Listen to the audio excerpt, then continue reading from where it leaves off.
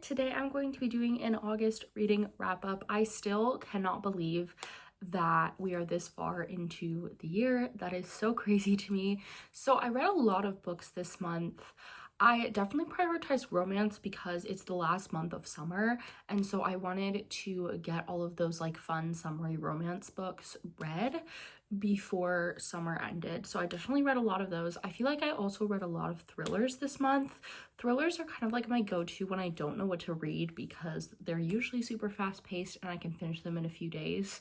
I also read so much on my Kobo. Like, I barely read any physical books this month. So without further ado, let's get into the video. Okay, the first audiobook I listened to is Such Charming Liars by Karen M. McManus. This was actually such an interesting one for me because I was obsessed with Karen M. McManus's books in high school. I read like all of them my freshman and sophomore year, and then I hadn't touched any since. So it was almost kind of nostalgic to pick this up because obviously I hadn't read it before, but this author and her writing, like, it was just fun to go back to. I gave this a 4 stars. I was a little bit disappointed because I was expecting kind of a heist storyline because, you know, that's how it's advertised. So I was a little disappointed that there wasn't a huge heist. And also our two main characters, I was a little bit annoyed with them for the first half of the book. And I think it's honestly just because they were teenagers and I was like, what are you doing? But the second half of the book really picked up. The murder mystery plot was super interesting, and I thought the dialogue was pretty funny. Like, I definitely was pretty entertained. So I think this is a solid 4-star read for me.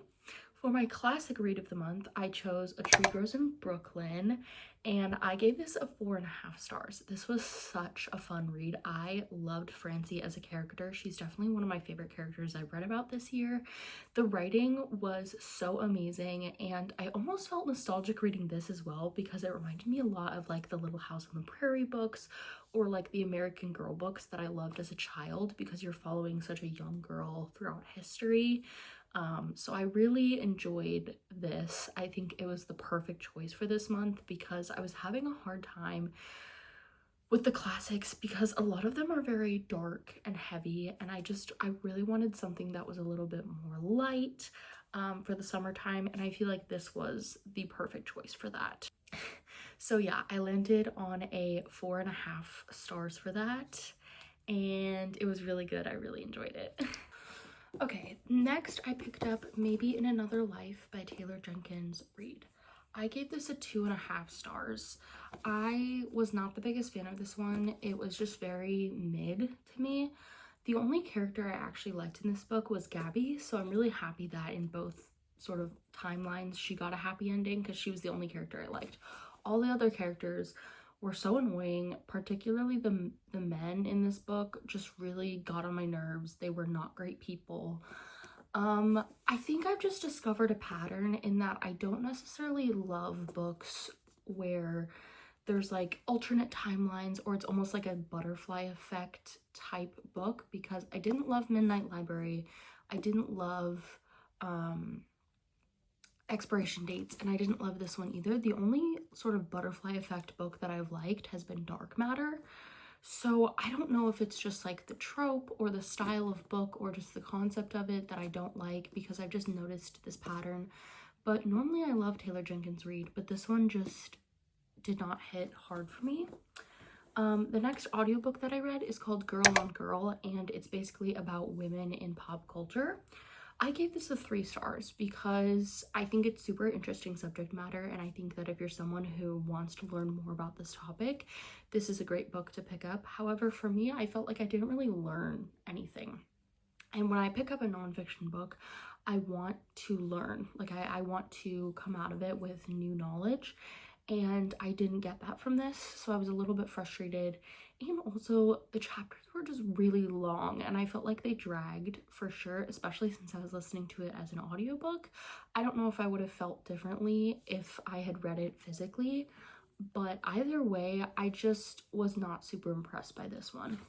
Okay, then on my Kobo, I picked up An American Girl by Amanda Fitzsimmons. This is what I wanted from a nonfiction book. I gave this a 4.25 stars.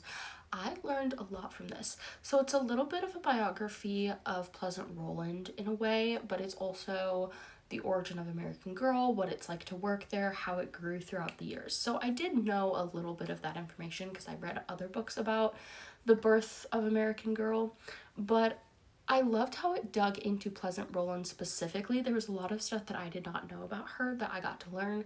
And also, toy manufacturing is a subject that I'm really interested in. I went into a deep dive in my first ever marketing class that I took like 3 years ago. And ever since then, it's been a subject that I love going down rabbit holes about. I don't know why, but just toy marketing is really interesting to me. And so I loved hearing about, you know, how American Girl's marketing got started, how catalogs were really big, how they had to design and write the catalogs, how things grew and expanded, how they sold, you know, back before the age of the internet, like how they were able to sell things, how pricing changed throughout the years, and how current American Girl is very different than what Pleasant Rowland actually wanted from the company. It was really interesting to me. So I gave this a 4.25 stars. I had such a fun time reading it, and if you're an American Girl fan like me, you should definitely check it out. Then I picked up Catopacis by R.F. Kuang. This was a 5-star read for me. I am still thinking about this book. The writing, gorgeous. I felt like I was in hell with our two characters. Like, I was so immersed. It was so good. The plot was amazing. It moved very fast, which I love a good fast-paced plot. I was super invested in like the romance and the characters, and I love how both characters were very flawed, but you still rooted for them. Like, I just thought that that was so fascinating. R.F. Kuang really just, I feel like, hits the nail on the head. I struggled with Babel a little bit, and I think it's because Babel moved a little bit slower. This is great. I still like loved Babel. Like, I still gave it a 3.5 stars. I still enjoyed it, but this is what I was looking for because it was so much more fast-paced. But I love this so much. Everyone, please go read this. Okay, then on my not on my Kobo, on audiobook, I read Romantic Comedy by Curtis Sittenfeld, and I gave this a 3. I think as far as romances go, this was really cute, and I love a romance that's set in the entertainment industry, but the humor was really lost on me. Our FMC is a comedy writer, and so I feel like if one of your characters is in comedy, like, the jokes should be funny, but for me, the humor was just not my humor. It was very like millennial-esque, and it just wasn't hitting for me. And especially if it's supposed to be a rom-com, I was missing the com part. But I did still enjoy it. Like, I thought it was cute and it was well paced, and I really liked how our couple ended up together, but I just think the comedy part was not there for me. Then on my Kobo, I read Phoebe Berman's Gonna Lose It, which literally everyone has been talking about. So I kind of have some controversial thoughts about this one. I gave it a 3.75 stars. I love Phoebe as a character. I related to her so much. Within the first couple of pages, I was like, oh, this is going to be a girl that I relate to and like. But for me, the romance in this was very rushed. I was disappointed with how that went because this is a mild spoiler, so skip to this timestamp if you don't want to hear it. But there's 3 different guys that she's choosing from. And I feel like one of the guys gets a lot of page time, and we get to see her chemistry with him. The other 2, I feel like, are almost like pushed to the back burner, and we don't see as much time with them. And she ends up going with the guy that has the least amount of page time. And so I was sitting there like, I feel like I don't know this man. Like, I feel like I haven't gotten the chance to really see their chemistry build. I've just kind of seen a few one-off scenes. At least in my opinion, that's how it felt. And so I was a little bit frustrated with how the romance element panned out, and I felt like the book itself was too short and a little bit rushed, which is why it got a 3.75 stars. It was very funny, and I enjoyed it, and I loved the friend group, and I loved Phoebe. I just wish a little bit more time was spent on the romance aspect. Okay, my reread for the month was The Rule Book by Sarah Adams. I gave this I think I gave it like a 4.5 the first time I read it. It's definitely a 4.25 now. I still really like it, and I love Sarah Adams's writing. I love sports romances. I love the funny laugh out loud dialogue in this. It's cute, it's fun. I had a good time. It's very summery. That's that. Then I picked up The Calamity Club by Catherine Stockett, which is another very hot book right now. I gave this a 3.5 stars. I think the writing was super good. I was definitely like picturing myself there, and the sister dynamic reminded me a lot of A Streetcar Named Desire, and the characters were super interesting. For me, it took so long for the plot to happen. There was a lot of buildup that was definitely needed to sort of set off the plot, but I do think that the buildup took too much time, that by the time that the plot started, I was bored, because, you know, it all leads up to them starting the Calamity Club and the whole creation of that. So we need to understand why they had to create it and the different characters that sort of go into the Calamity Club.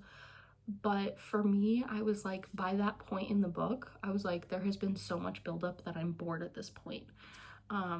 So that was a little bit frustrating, but I still enjoyed the book. I still think it was very well written and enjoyable, so I gave it a 3.5 stars. Then I picked up The Gilded Cage by Lynette Noni, which is the second book in the Prison Healer trilogy. This one definitely was not as good as the first one. The two main issues for me on this one was, what I loved about the first one is the world building was very gradual. There was no like info dumps, but I feel like in this one there was a lot of info dumps, particularly at the beginning. And another thing too is I feel like the plot took a little bit long to kind of get started in this one. Maybe that's just me, but I thought that it took a bit to pick up.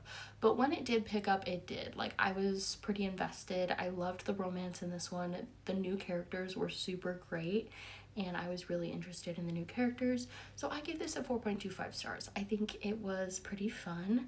Then I picked up an ARC copy of A Version of You by Carly Wilson. I was sent this by Carly herself, and I'm super grateful. That was really sweet of her. I gave this a 3 stars. I think it's really unique in that it blends the thriller genre and the romance genre together, which is really interesting. I have not really seen that before. But I did have a few issues with it. For me, I felt like the romance was not paced very well. Our characters pretty much had just met, and then the story unfolded, and then at the end they were like together, and I was just like, I was a little bit thrown off by the timeline of it all. I also felt like our characters weren't super developed. Like, for the most part, I thought that a lot of the characters just kind of were very one note or flat. And then lastly, there was just a couple plot points that I was a little bit confused by. Like, I wasn't sure what the details were supposed to lead us to, or what they were supposed to contribute to the overall plot. But I do think that it's a very strong start, and I think that if you're someone who is really trying to read something more unique with your romance or thriller reads, this is a great book to pick up because it combines those very well. It's got an interesting twist, and it's a fun read overall, so I gave that one a 3 stars. Then I picked up Dolly All the Time by Annabelle Monaghan. This was a 5-star read for me. I am surprised that I gave this a 5 stars. I have had a very hit or miss response to Annabelle Monaghan. I gave It's a Love Story 4.5 stars, and I gave Nora Goes Off Script like 3 stars. So I feel like each book I read by her gets better. This is so just sweet, and I loved it because it felt so real. It's one of those romances where you're like, this is real life. Like, this is written about people that I see reflected in my everyday life. And I loved the fake dating. It was so cute. I loved the single parent trope.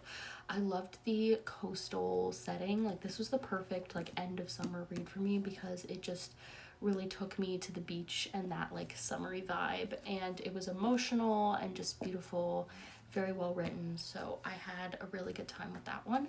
Then on NetGalley on my Kobo, I read Tommy from the Moon, which is another romance, and it's set in the Broadway industry, which obviously I love. I gave this a 4 stars because the writing was so good. Some of the most like interesting writing that I've read in the past couple of months. I really enjoyed the narrative voice in this one. For me, I struggled with how the romance was panning out for a while until I realized that our couple is supposed to be star-crossed lovers because they're playing Romeo and Juliet in a production together, and it took me an embarrassing amount of time to realize that their trope was supposed to be the star-crossed lovers trope. Like, it wasn't supposed to pan out perfectly because it's supposed to be this Romeo and Juliet type retelling almost, or like parallel. After having that knowledge, I was like, this is a 4-star read. I really enjoyed it. I had a great time with it. So I definitely recommend this to my theater girlies out there. This was such a fun read and beautiful writing. So beautiful writing. Also, can we look at the cover? The cover, gorgeous. Okay, then I did 2 thrillers back to back. I did the audiobook of Everyone Who Can Forgive Me Is Dead. I gave this a 2.5 stars. To be honest, it didn't really stick out to me. It just kind of felt like every thriller that I've ever read ever. The twist wasn't that interesting. Also, just the characters in general, I didn't really want to root for them. I don't know. A lot of the characters were very just flat or uninteresting, or even just like I flat out didn't like them. So I just gave this a 2.5. Like, it was just okay. I think it's a very good starter thriller. It reminded me a lot of like The Silent Patient in that I didn't like that book because I'm a huge thriller fan, but I would recommend it to someone who's like wanting to get into thrillers. I think it's a good book to pick up. Then also on NetGalley, I picked up Before I Disappear. This was super interesting. I gave this a 4.5 stars and was not expecting to love it as much as I did. The psychological aspect of it is so interesting. Like, it's so baffling, and you're trying to piece it together because it's one of those like memory loss ones where like the main character doesn't really know what happened, so she's trying to piece it together while you are as well. And it's so fascinating. Like, I was so stumped for the majority of the book. So when the twist reveal happened, there's multiple twist reveals, but when some of them happened, I literally was like gasping. Like, this was insane. Then the next book that I picked up is Trust Fall by Lynn Painter. I gave this a 4.5 stars. This was so cute. I love Lynn Painter's books so much because her couples are just so cute. Also, super cute, cozy fall vibes. I definitely am excited for fall after reading this. But the way that Damien speaks about Julia and his point of view is literally like, I literally was tearing up the way that he was speaking about her because he just loves her so much. And that was really evident whenever we were in his perspective. And it was so interesting. Also, the plot was not at all what I was expecting going in, but I think it was really interesting, and it kind of gave motivation to our couples right off the bat, which I thought was interesting. And then technically this is cheating because I'm in the middle of this book, but it's The Divorce by Frida McFadden. I'm about 40% in right now, and I'm leaning towards like a 2.5 or a 3 star for this one. Mainly because all of the characters are unlikable. I really don't like any character right now except maybe like the little kid. Actually no, I do like our FMC's lawyer, Ezra. He seems like a good character. And also I'm not getting thriller vibes from this. Like, nothing super like thrilling has happened. So I'm a little bit just like not super motivated to keep reading the book because there's nothing there keeping me engaged with the source material. And from what I've been seeing on Goodreads, that seems to be the consensus for a lot of people. A lot of people are like, she needs to take a break and not write so many books in a year because towards the end of the year, her books start to get a little bit like not as great, which I wouldn't say I necessarily agree with. I just think that this is not one of her best. But who knows, maybe in the next day or so when I finish, it'll have this crazy twist and I'll change my mind. But there is still like a week left in the month, so I'm definitely probably going to get at least 2 more books read in that week. So make sure you check out my Instagram to see my final ratings of all of my books. Thank you guys so much for watching. Like I said, make sure you check out my social medias in the description box below. I post pretty frequently on my Instagram and my TikTok, and my Instagram has all of my books that I read for the month, as well as what I'm reading in real time if you want to follow along. You can also check out my Goodreads and Fable to help track my reads and see what I'm reading and what I've added to different lists. And make sure you subscribe so you don't miss another video from me, and I will see you guys in the next one. Bye!